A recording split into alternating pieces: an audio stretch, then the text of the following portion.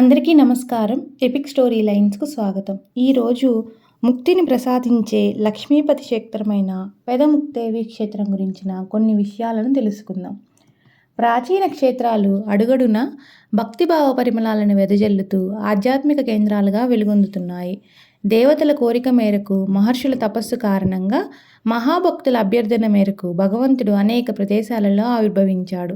ఈ ప్రదేశాలన్నీ కూడా పుణ్యస్థలాలుగా, పుణ్యక్షేత్రాలుగా విలసిల్లుతున్నాయి. మహర్షుల తపస్సుకు మెచ్చి వారి కోరిక మేరకు శ్రీ మహావిష్ణువు కొలువైన క్షేత్రాలు మహామహిమాన్వితమైనవిగా చెప్పబడుతున్నాయి.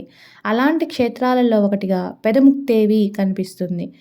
ఆంధ్రప్రదేశ్ రాష్ట్రం కృష్ణా జిల్లా మొవ్వ మండలంలో ఈ క్షేత్రం దర్శనమిస్తుంది. ఆహ్లాదకరమైన వాతావరణంలో అందంగా తీర్చిదిద్దబడిన ఈ ఆలయం అనిర్వచనీయమైన అనుభూతిని కలిగిస్తూ ఉంటుంది. ప్రాచీన వైభవాన్ని కళ్ళకు కడుతూ ఉంటుంది.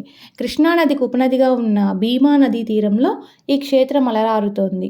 ఈ ప్రాంతంలో వ్యాస మహర్షి, అగస్త్య మహర్షి తిరగాడినట్టుగా ఆధ్యాత్మిక గ్రంథాలు చెబుతున్నాయి. అలా ఈ క్షేత్రం వ్యాస మహర్షితో ముడిపడినదిగా కనిపిస్తుంది. పూర్వం ఈ ప్రదేశంలో శ్రీమన్నారాయణుడి సాక్షాత్కారాన్ని కోరుతూ వ్యాస మహర్షి తపస్సు చేశాడట.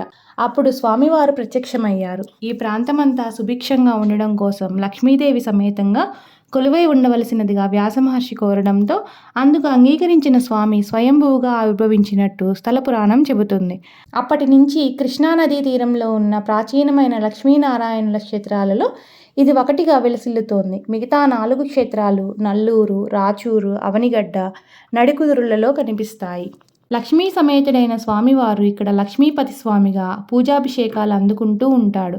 స్వామివారి ఎడమ తొడపై కూర్చొని రాజ్యలక్ష్మీదేవిగా అమ్మవారు అనుగ్రహిస్తూ ఉంటుంది.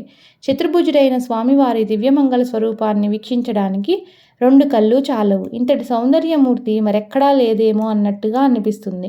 ఈ క్షేత్రానికి వెళ్ళి వచ్చిన తర్వాత కూడా స్వామివారి రూపం మనోఫలకంపై అలా నిలిచి ఉంటుంది. అమ్మవారు కూడా మహాసుకుమారిగా దర్శనమిస్తుంది. ముక్తిని ప్రసాదించే క్షేత్రం కావడం వలన ముక్తేవి అనే పేరు వచ్చిందని చెబుతారు. ఈ క్షేత్రానికి క్షేత్రపాలకుడు వినాయకుడు కావడం విశేషం. ముందుగా వినాయకుడిని దర్శించుకున్న భక్తులు ప్రధాన దైవమైన లక్ష్మీపతి స్వామిని దర్శించుకుంటూ ఉంటారు. ప్రతి ఏడాది చైత్ర శుద్ధ ఏకాదశి మొదలు కళ్యాణ బ్రహ్మోత్సవాలు జరుగుతుంటాయి. ఆ సమయంలో స్వామివారిని దర్శించుకునేందుకు చుట్టుపక్కల ప్రాంతాల నుంచి కూడా భక్తులు తరలి వస్తుంటారు. ఈ క్షేత్ర దర్శనం వలన దారిద్ర్య దుఃఖాలు తొలగిపోతాయని, సకల శుభాలు కలుగుతాయని భక్తులు విశ్వసిస్తుంటారు.